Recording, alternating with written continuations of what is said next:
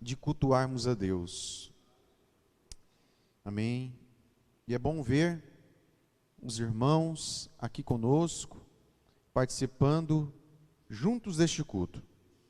Diz assim a palavra do Senhor: estando próxima a Páscoa dos judeus, Jesus subiu para Jerusalém, achou no templo os que vendiam bois, ovelhas e pombas, e os cambistas assentados. Tendo feito um chicote de cordas, lançou a todos fora do templo, bem como os bois e as ovelhas.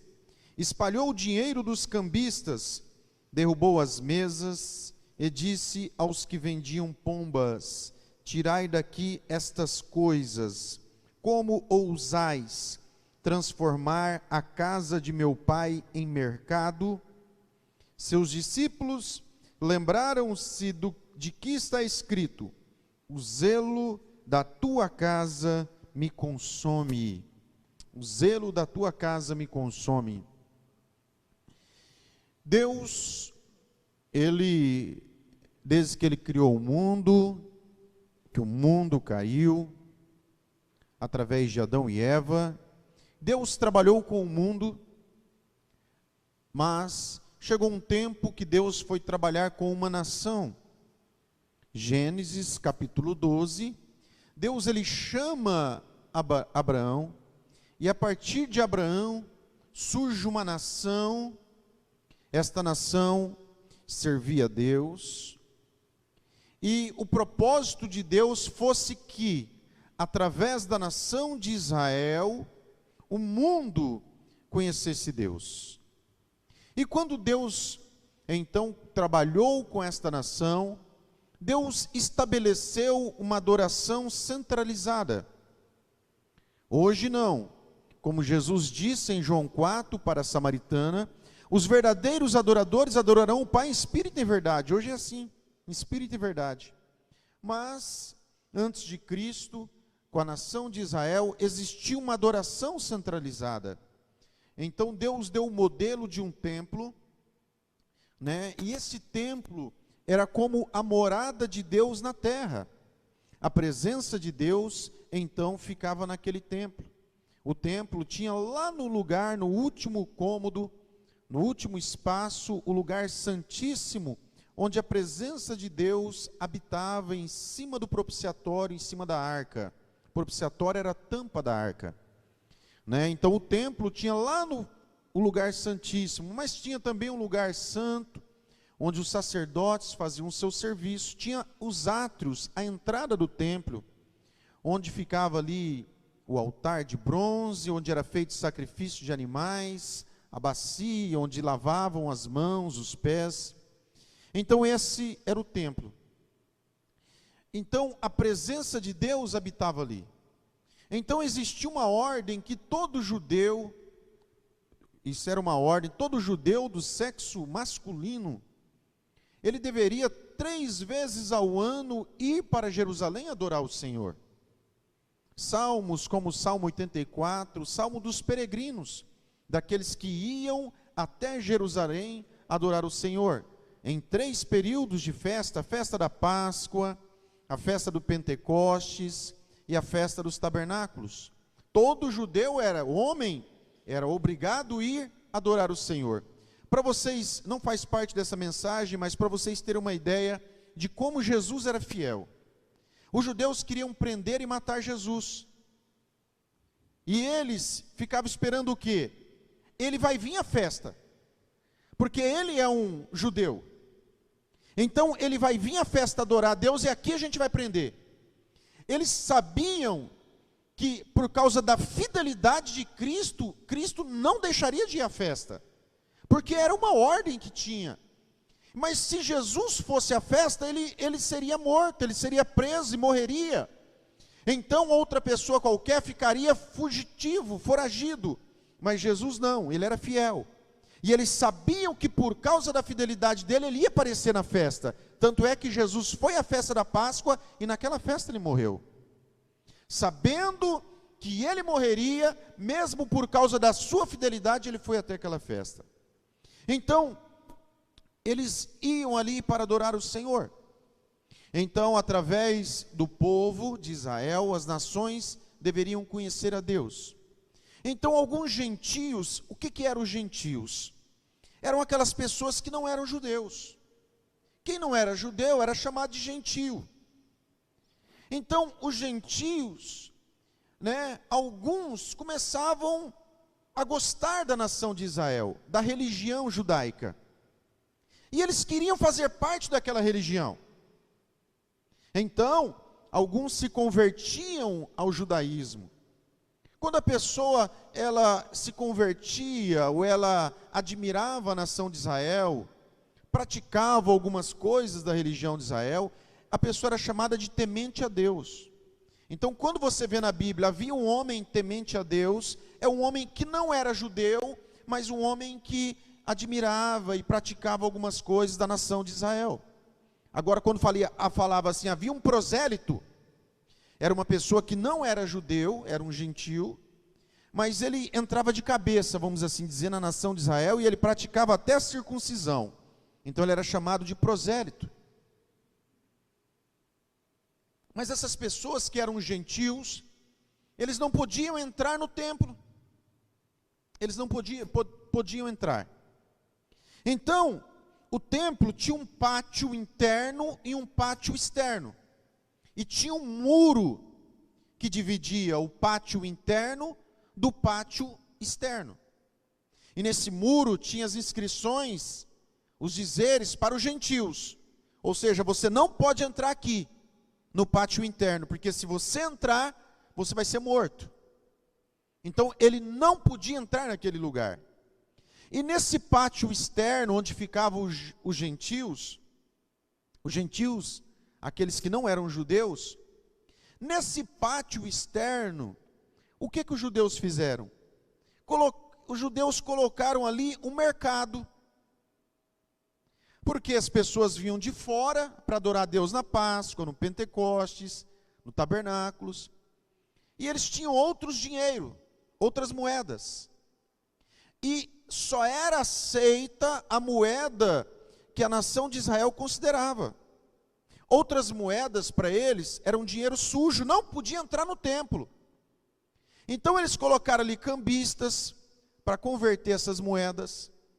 Eles colocaram animais ali, para que as pessoas viessem de fora, comprassem o animal e oferecessem o animal em sacrifício. Então eles fizeram o que os judeus? Foram tão hipócritas que colocaram o mercado no lugar que era dos gentios.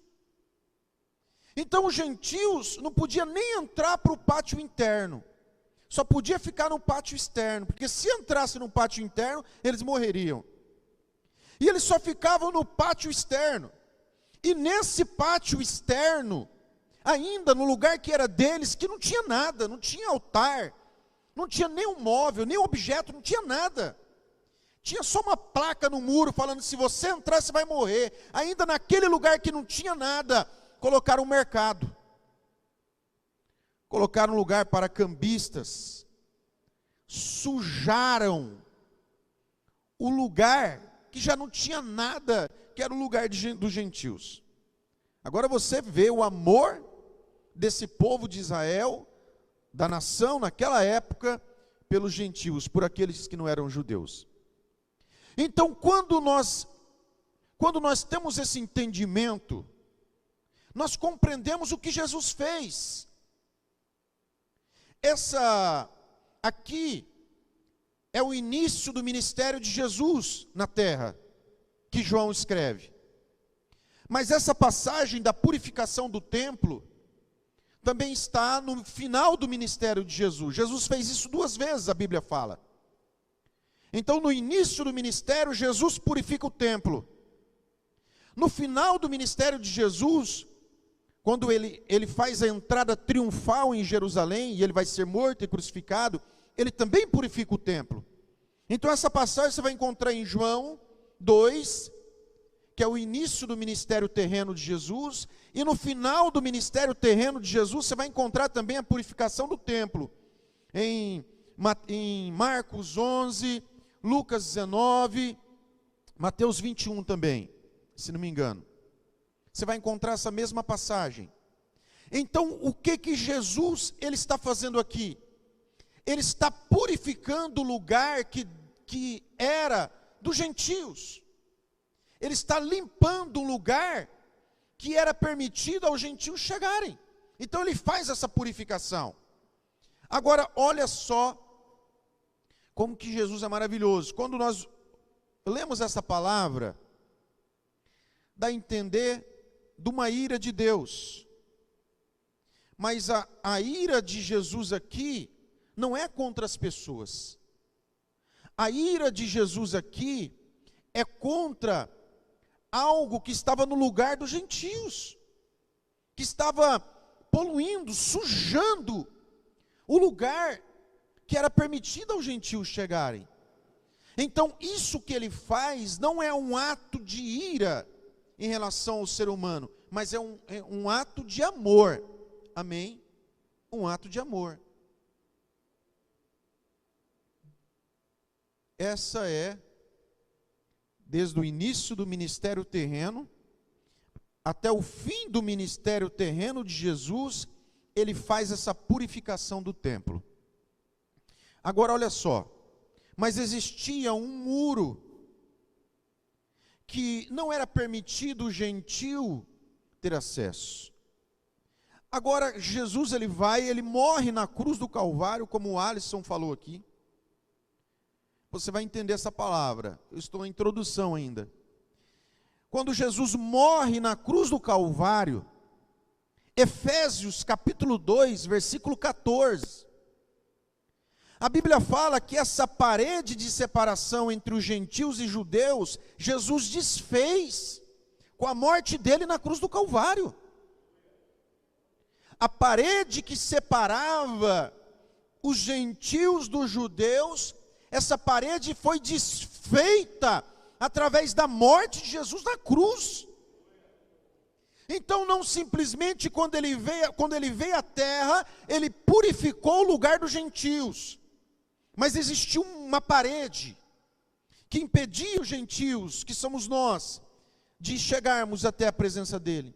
Então na morte ele desfaz essa parede de separação. Glória a Deus por isso. E na morte também, Marcos capítulo 15, versículo 38, fala que o véu do templo se rasgou de cima a baixo. O véu era que separava a presença de Deus de todos os seres humanos. Somente o sumo sacerdote uma vez ao ano poderia entrar ali para oferecer expiação pelo pecado nacional. Jesus então na morte, o véu rasgou de cima a baixo. Então olha só, entende o que a palavra está dizendo. Quando Jesus veio, o lugar permitido a nós, que éramos gentios, era só no pátio externo, no ministério terreno. Jesus foi lá e purificou o pátio. Aleluia. E na morte, ele derrubou o muro, nos permitindo entrar no pátio interno. Aleluia. Tinha uma inscrição que dizia assim: quem entrar para lá morre. Ele morreu para desfazer este muro, para desfazer essa inscrição e dar acesso a mim e a você. Aleluia. Mas ninguém podia entrar no lugar santíssimo. Na morte dele, o véu se rasga de cima a baixo, dando acesso a mim, a você, a presença de Deus. Nós estávamos separados, aleluia, sem esperança, sem Deus neste mundo, mas pelo muito amor que Ele nos amou, através do sangue de Jesus, nós agora temos acesso a Deus, nós fomos reconciliados com Deus. Louvado seja o nome do Senhor. Você está entendendo essa palavra? É por isso que Hebreus, capítulo 10, versículo 19 e 20, fala assim que pelo sangue de Cristo nós temos ousadia para chegar na presença de Deus. Chega na presença de algum presidente, algum prefeito, chega na presença de alguma autoridade importante, muitas das vezes ela não te recebe. Mas a Bíblia fala que através do sangue de Cristo, eu tenho ousadia para chegar até Deus. Não tem nenhum anjo que vai chegar e vai parar na minha frente e falar assim: Deus não vai te receber. Através do sangue de Cristo, irmãos, não existe nenhuma barreira entre mim e o meu Deus. Se eu quiser falar com Ele agora, eu falo. Aleluia. O inimigo aponta o dedo para mim, para você, fala: olha o que você fez, olha como está a tua vida, olha o que você pensa. Ei, repreende ele pelo sangue de Cristo. Fala: pelo sangue de Cristo eu posso chegar até meu Deus. Nem Miguel impede a nossa presença até ele. Aleluia. Nem o arcanjo Miguel vai impedir, nem o mundo vai impedir, nem o inferno vai pedir o meu acesso e o seu acesso até Deus. Amém? Aleluia. Pelo sangue de Cristo nós temos um novo e vivo caminho que Ele preparou através da carne dele, através do sangue e através da carne. Hebreus 10, 19 e 20, a palavra fala isso. Amém? Então, irmãos, eu tenho, sabe, um acesso a Deus. Ele veio, purificou o lugar que era nosso dos gentios, derrubou o muro, rasgou o véu, deixou um caminho aberto para Deus. Amém? Amém? Você está entendendo a palavra? Então eu quero falar duas coisas com você nesta noite. Primeira coisa que eu quero falar para nós. Primeira coisa, não permite que as pessoas criem barreira e te deixem de fora da presença de Deus. Não permite que as pessoas criem barreiras para te separar de Deus. Primeira coisa que eu quero falar. Não permita que as pessoas criem barreiras. Seja a barreira da religião, ou seja, você só pode chegar a Deus se você fizer parte dessa religião, é mentira. Seja através de intermediários, você tem que orar para fulano de tal para você chegar até Deus, é mentira. Não permita que barreiras de costumes, você tem que ser assim, senão Deus não vai te receber. Você tem que fazer isso, senão você não entra no céu. Você tem que deixar de fazer isso. Não permita que costumes te afaste da presença de Deus.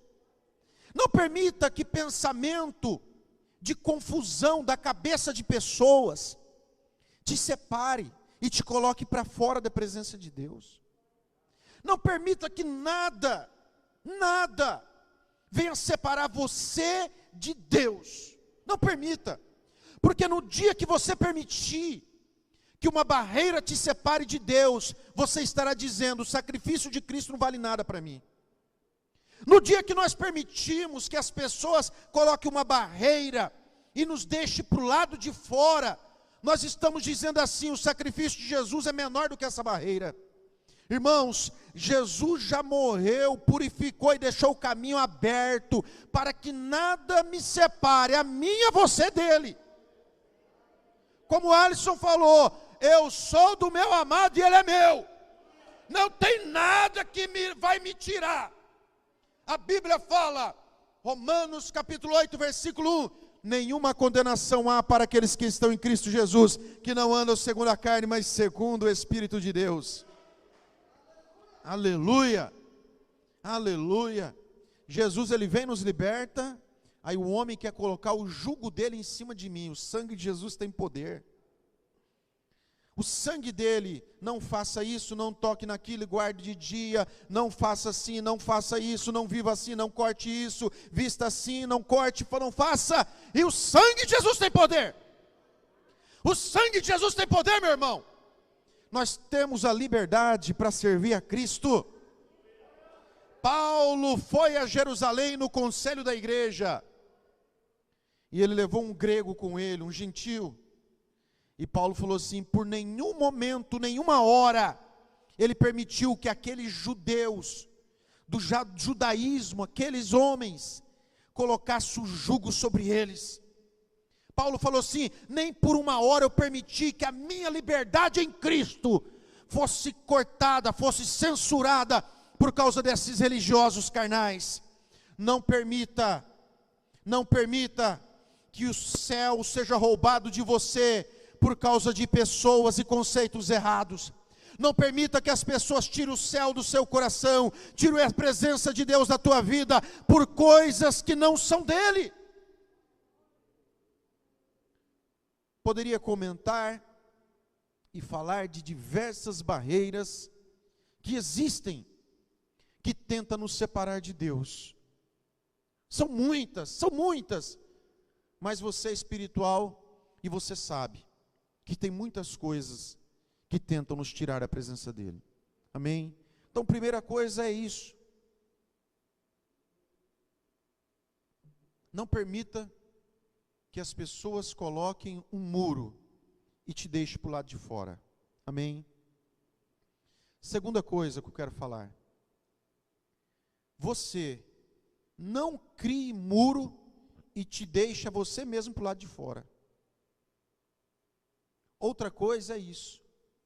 Não podemos criar muros de separação entre eu e o meu irmão. Efésios 2 fala isso. Que quando ele separou, quando ele desfez o muro, a parede de separação, ele fez de dois povos, dos judeus e dos gentios, um só povo. Uma só igreja, um só Senhor, uma só fé, um só batismo, um só corpo, um só edifício, uma só lavoura, um só, irmãos, um só. Ele não fez dois. Então, todas as vezes que eu coloco uma parede entre eu e o meu irmão, na verdade, eu que estou me colocando para o lado de fora. Os gentios tinham uma parede que deixava eles para fora, como eu falei aqui.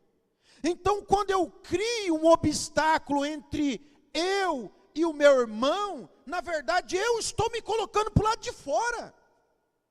Todo aquele lugar que Deus, Jesus purificou, o meu lugar que Jesus me purificou, a parede que ele derrubou e o véu que ele rasgou, eu perco tudo aquilo porque eu me coloco para o lado de fora. Eu me coloco para o lado de fora.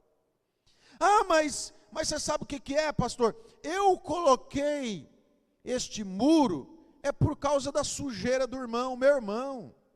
Nós sem Cristo, nós estávamos todos para o lado de fora e todos na sujeira.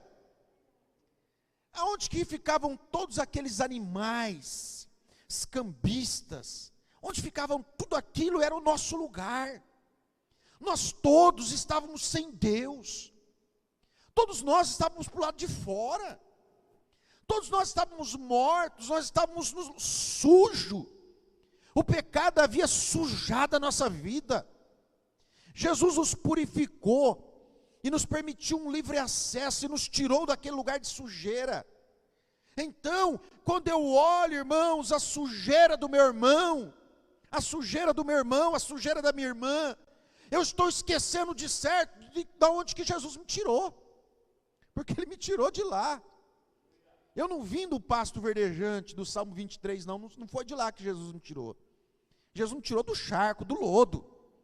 Então, quando eu olho a sujeira, e eu crio uma barreira entre eu e aquele irmão, eu esqueço da onde foi que eu saí, da onde foi que Deus me tirou. Quando eu coloco uma barreira e não quero ter comunhão com meu irmão, eu estou me colocando para o lado de fora.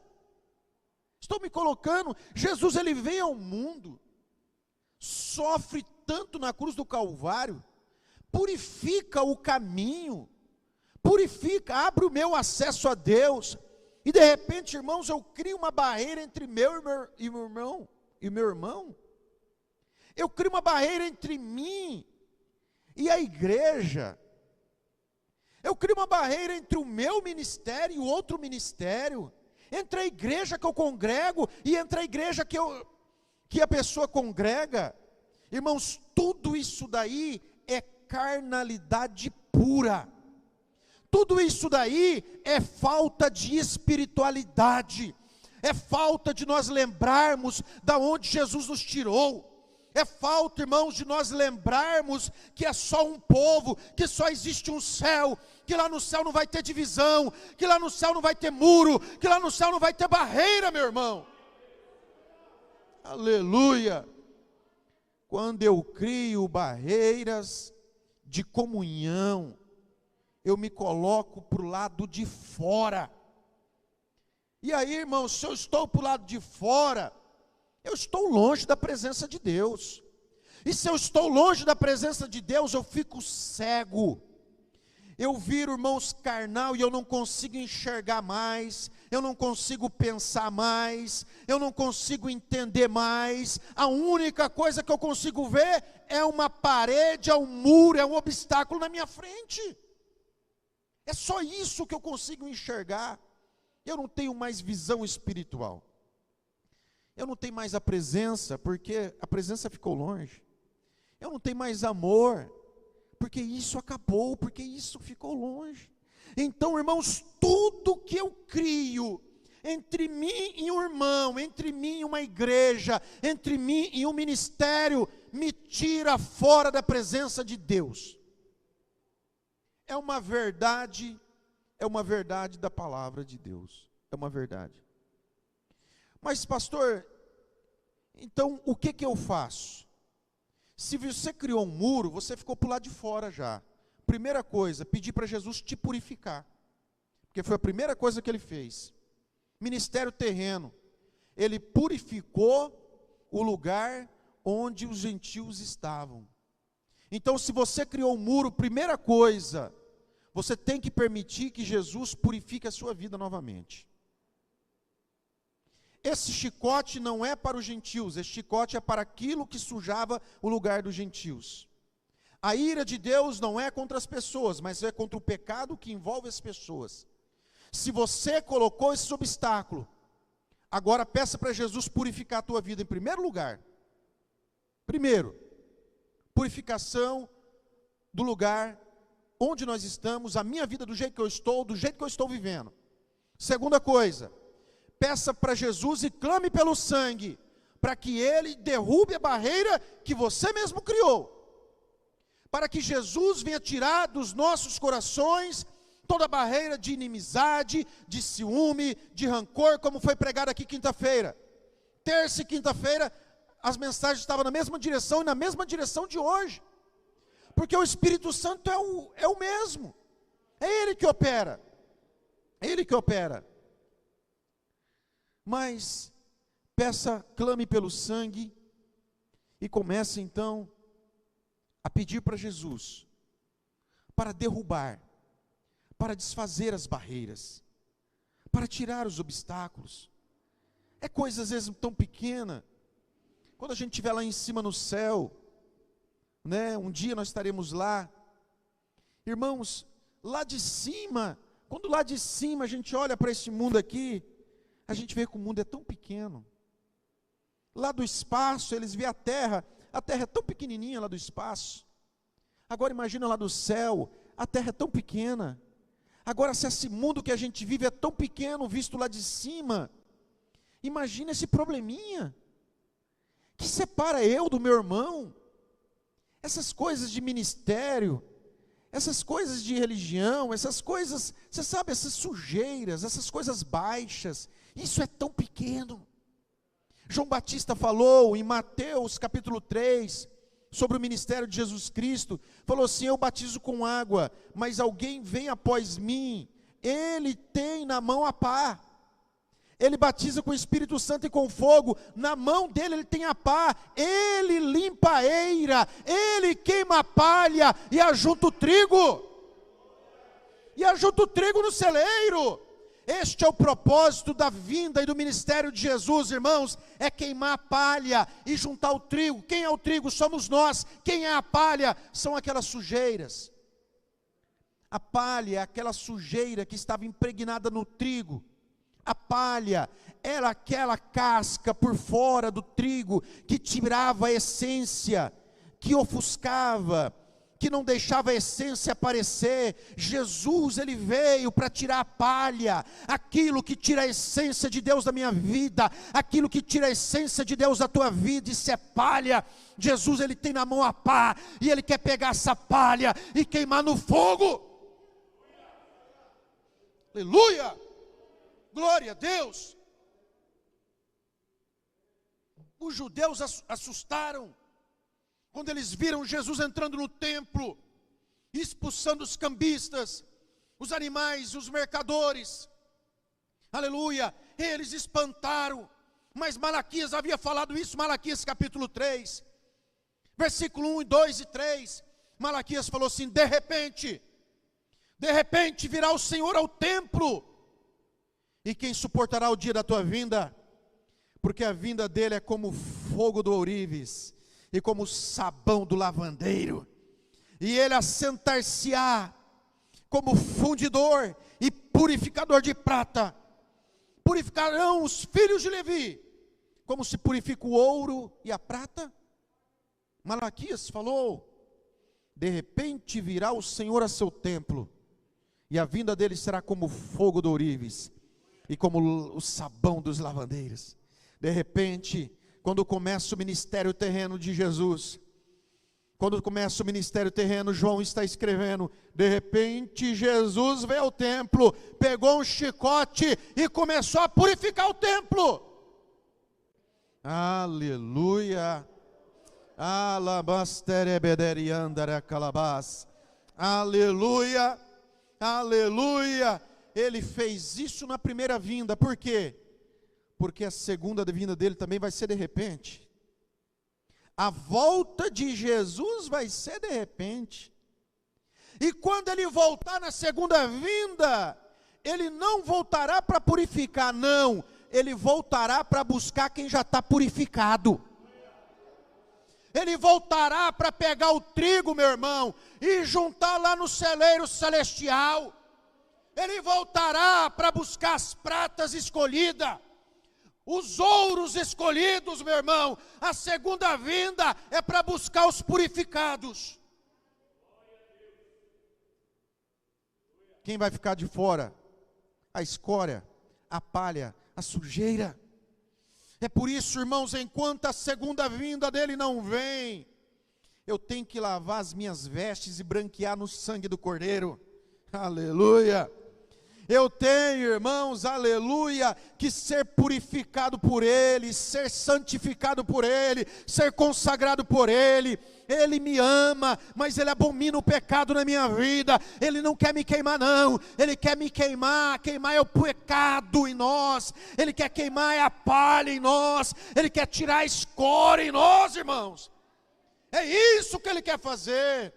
Aleluia, glória a Deus. Aleluia. Não levante a parede que Jesus derrubou. Não costure o véu que Ele rasgou.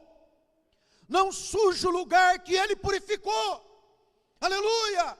Louvado seja o nome do Senhor. Porque Deus está dando essa palavra? Porque a volta dEle está próxima. Porque a volta dEle está próxima. E Ele não quer que nenhum muro impeça a minha ida e a sua ida para o céu. Amém. Eu quero orar por você. Você pode ficar em pé. Quero chamar os irmãos do louvor aqui. Amém.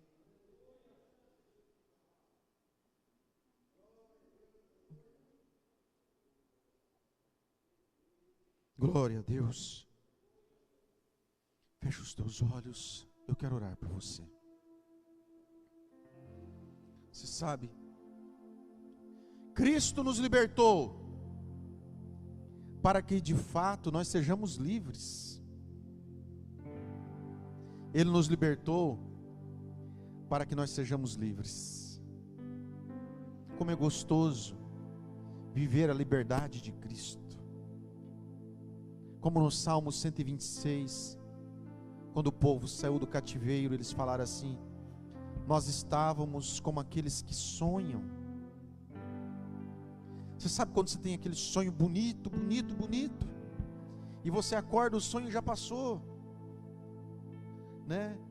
Eles não, quando eles foram libertos, eles falaram assim: a nossa vida era como um sonho, parecia que nós estávamos sonhando, a nossa boca se encheu de riso e a nossa língua de cânticos, era uma alegria tremenda.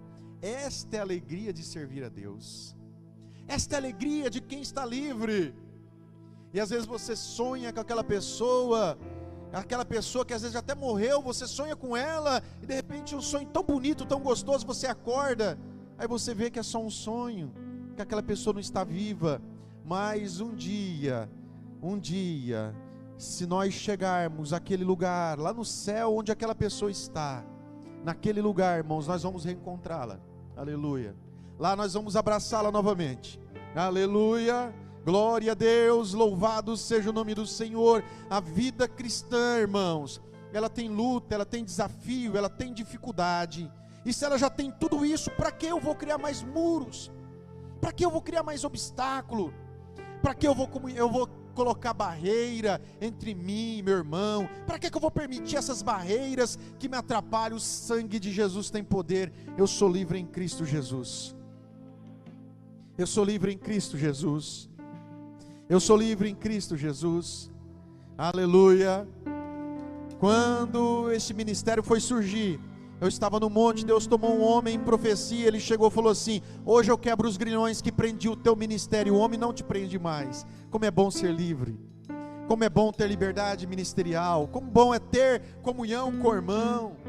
Quão ruim é quando você tem uma inimizade com aquele irmão, com aquela irmã. Quão ruim é isso. Quão chato, irmãos, quão ruim é isso, porque aquela pessoa não desgruda de você. Você vai comer, ela senta e come com você. Você vai dormir, ela deita do seu lado e dorme com você.